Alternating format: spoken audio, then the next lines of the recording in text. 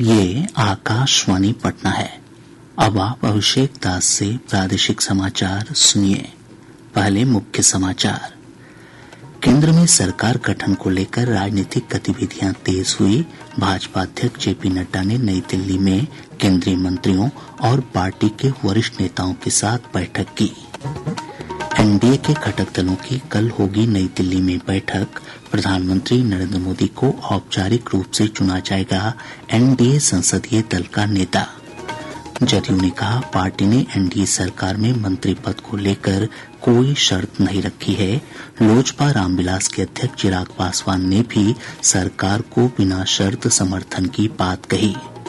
और मौसम विभाग ने अगले 24 से 48 घंटों के दौरान राज्य के उत्तरी हिस्सों में बारिश का पूर्वानुमान जताया। दक्षिणी हिस्सों में धूल भरी आंधी चलने की आशंका। अब समाचार विस्तार से।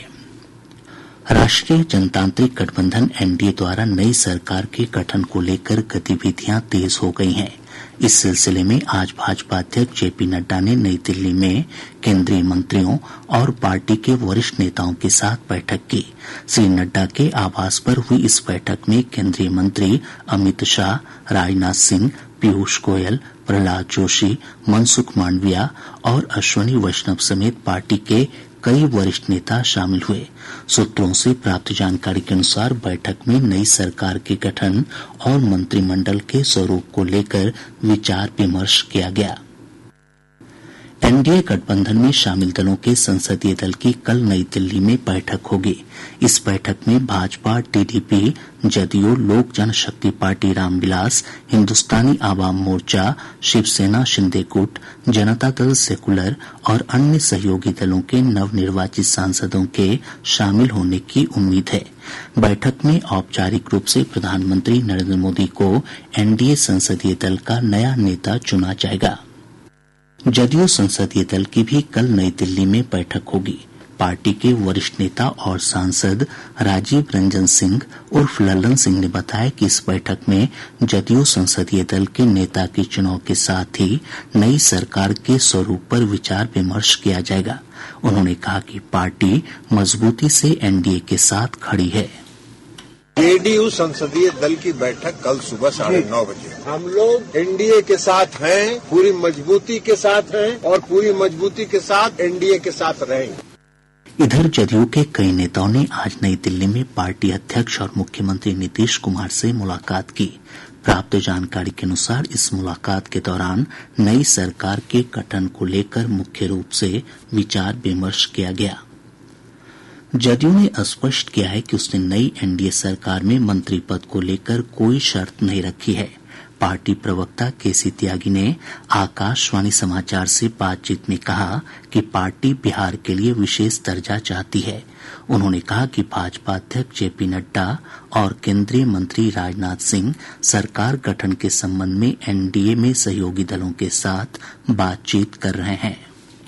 नड्डा जी, राजनाथ जी को जिम्मेदारी मिली है सहयोगी पार्टियों से बातचीत करके मंत्री परिषद का आकार तय करने की। उसी सिलसिले में वार्ताएं हो रही हैं। कोई शर्त जेडीयू की नहीं है। जेडीयू की इच्छा है कि बिहार को विशेष राज्य का दर्जा मिले। बंटवारे के बाद सभी संसाधन झारखंड चले गए थे। बिहार की गरीबी, बेरोजगारी और पलायन का बड़ा कारण वहाँ की अर्थव्यवस्था है। विशेष राज्य का दर्जा मिलने से रोजगार बढ़ेंगे, पलायन रुकेगा और गरीबी हटेगी। श्री त्यागी ने कहा कि नई सरकार को अग्निवीर योजना पर फिर से विचार करने की जरूरत है। उन्होंने यह भी कहा कि समान नागरिक संहिता को लेकर सभी पक्षों के साथ विचार विमर्श किया जाना चाहिए।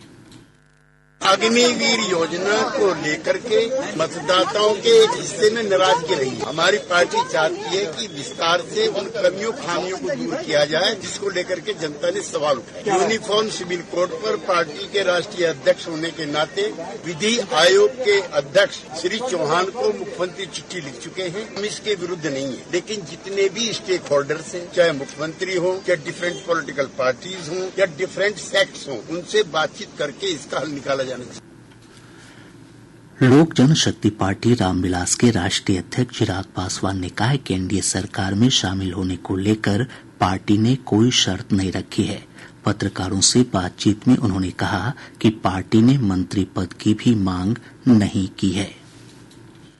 कोई मांग नहीं है और मांग हो भी नहीं सकती है, क्योंकि हम लोग का लक्ष्य ही प्रधानमंत्री जी को प्रधानमंत्री बनाना था। उसके लिए हर एक घटक दल ने अपनी एक ईमानदार भूमिका निभाने का काम किया। ये विशेषाधिकार पूर्णतः मेरे प्रधानमंत्री जी के पास ही है कि वो अपने मंत्रिमंडल में किसको जगह देते हैं, नहीं देते हैं। ऐसे में किसी घटक दल की कोई मांग नहीं है।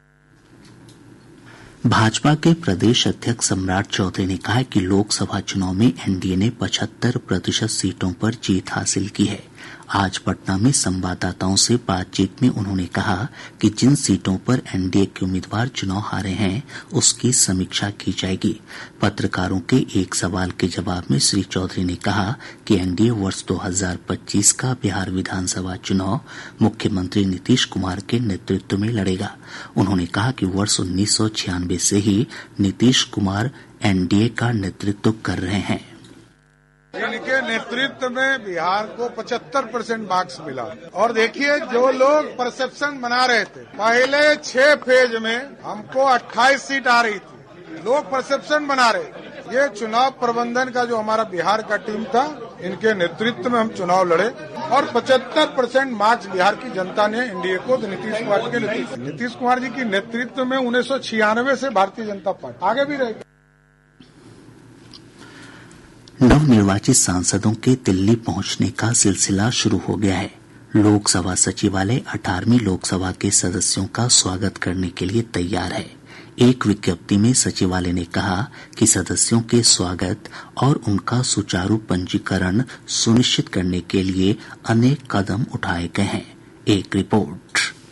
समय की बचत और पेपर रहित डिजिटल प्रक्रिया को ध्यान में रखते हुए नवनिर्वाचित सदस्यों का पंजीकरण ऑनलाइन इंटीग्रेटेड सॉफ्टवेयर के माध्यम से किया जाएगा। सचिवालय में नवनिर्वाचित सदस्यों के लिए एसबीआई बैंक खाता खोलने, स्थायी पहचान पत्र और केंद्र सरकार स्वास्थ्य योजना कार्ड जारी करने के लिए विशेष प्रबंध किए गए हैं। 14 जून तक शनिवार और रविवार समेत प्रतिदिन सुबह 8 बजे से रात 8 बजे तक ये प्रक्रिया जारी रहेगी। हवाई अड्डों और रेलवे स्टेशनों पर मार्गदर्शक चौकियां बनाई गई हैं। इसके अलावा सदस्यों के अस्थायी रूप से रहने की व्यवस्था हॉस्टल, राज्य और केंद्र शासित भवनों तथा अतिथि गृहों में की गई है। सॉफ्टवेयर आधारित कंप्यूटरीकृत व्यवस्था के माध्यम से इन्हें सदस्यों को उपलब्ध कराया जाएगा। अर्पिता की रिपोर्ट के साथ समाचार कक्ष से प्रियंका अरोड़ा।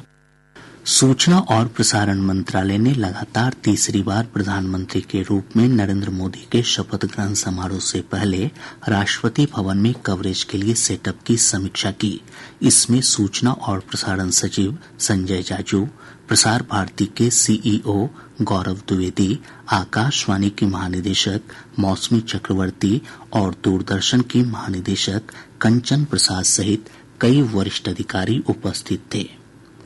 चुनाव प्रक्रिया संपन्न होने के साथ ही आदर्श आचार संहिता समाप्त हो गई है। आचार संहिता लागू होने के कारण रुके हुए काम अब फिर से शुरू हो जाएंगे। प्रादेशिक समाचार आप आकाशवाणी पटना से सुन रहे हैं।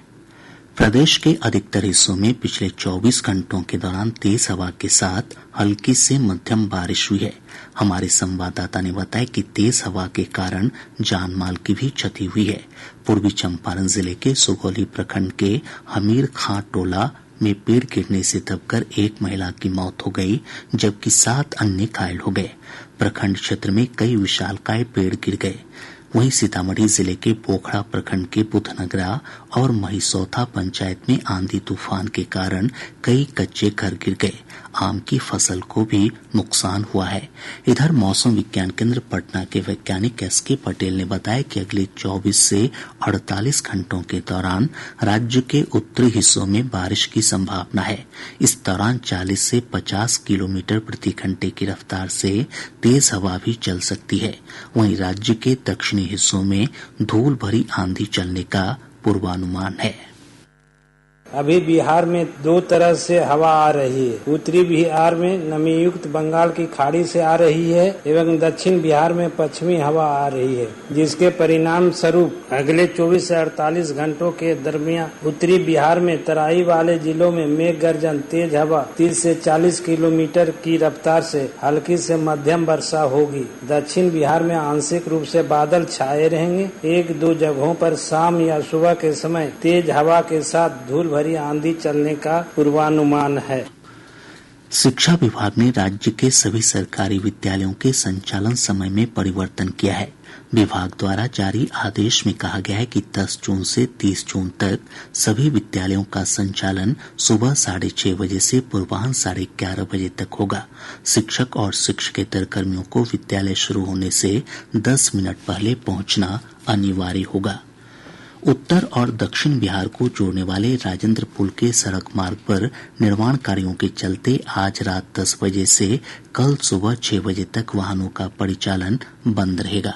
निर्माण कंपनी ने बताया कि इस संबंध में पटना और बेगूसराय के जिला पदाधिकारी और रेलवे को जानकारी दे दी गई है। प्रदेश के सभी जिलों के निजी विद्यालयों में अलाभकारी समूह और कमजोर वर्ग के छात्रों का नामांकन ज्ञानदीप पोर्टल के माध्यम से 1 जून से शुरू हो गया है। नामांकन 16 जून तक चलेगा। प्राथमिक शिक्षा निदेशक मिथिलेश मिश्र ने बताया कि इस संबंध में सभी जिला शिक्षा पदाधिकारी और जिला कार्यक्रम पदाधिकारी को आदेश निर्गत कर दिए गए हैं। उन्होंने बताया कि 19 जून तक छात्रों को स्कूल का आवंटन किया जाएगा। छात्रों का सत्यापन और विद्यालय में प्रवेश 20 से 30 जून के बीच होगा। पटना लॉ कॉलेज परिसर में एक छात्र की हुई हत्या के मामले में पटना विश्वविद्यालय ने आरोपी छात्रों राहुल कुमार और प्रकृति आनंद को निष्कासित कर दिया है। साथ ही दोनों आरोपी छात्रों के अंतिम परीक्षा फल के प्रकाशन पर भी रोक लगा दी गई है। इन दोनों ही छात्रों को पुलिस ने पिछले दिनों गिरफ्तार किया था। गया के आमस थाना क्षेत्र के सिहुली गांव के पास एक तेज रफ्तार कार सड़क किनारे खड़ी ट्रक से जा टकराई। इस हादसे में कार सवार 3 लोगों की मौत हो गई। मुजफ्फरपुर जिले के अहियापुर थाना क्षेत्र अंतर्गत पखड़ी रोड में पुलिस ने लूटपाट करने वाले गिरोह के 2 अपराधियों को गिरफ्तार किया है। पुलिस ने बताया कि दोनों अपराधी पुलिस को देखकर भागने लगे और फायरिंग की। पुलिस की जवाबी फायरिंग में दोनों अपराधी को पैर में गोली लगी है। दोनों का इलाज SKMCH में चल रहा है। पटना के दीघा में अपराधियों ने भूमि विवाद में एक युवक को गोली मारकर गंभीर रूप से घायल कर दिया। घटना से आक्रोशित लोगों ने सड़क जाम कर प्रदर्शन किया। रोहतास में जिला स्तरीय खरीफ महोत्सव कर्मशाला सह प्रशिक्षण कार्यक्रम का आयोजन किया गया। कृषि विभाग के पटना प्रमंडल के संयुक्त निदेशक संतोष कुमार उत्तम ने किसानों को कृषि विभाग की विभिन्न योजनाओं की जानकारी दी। प्रदेश के विभिन्न हिस्सों में आज श्रद्धापूर्वक वट सावित्री पूजा की गई। इस दिन महिलाएं अपने पति की लंबी आयु और उत्तम स्वास्थ्य के लिए वट वृक्ष की पूजा करती हैं। और अब अंत में मुख्य समाचार एक बार फिर। केंद्र में सरकार गठन को लेकर राजनीतिक गतिविधियां तेज हुई। भाजपा अध्यक्ष JP नड्डा ने नई दिल्ली में केंद्रीय मंत्रियों और पार्टी के वरिष्ठ नेताओं के साथ बैठक की। NDA के घटक दलों की कल होगी नई दिल्ली में बैठक। प्रधानमंत्री नरेंद्र मोदी को औपचारिक रूप से चुना जाएगा NDA संसदीय दल का नेता। जदयू ने कहा पार्टी ने NDA सरकार में मंत्री पद को लेकर कोई शर्त नहीं रखी है। लोजपा रामविलास के अध्यक्ष चिराग पासवान ने भी सरकार को बिना शर्त समर्थन की बात कही। और मौसम विभाग ने अगले 24 से 48 घंटों के दौरान राज्य के उत्तरी हिस्सों में बारिश का पूर्वानुमान जताया। दक्षिणी हिस्सों में धूल भरी आंधी चलने की आशंका। इसके साथ ही आकाशवाणी पटना से प्रसारित प्रादेशिक समाचार का ये अंक समाप्त हुआ।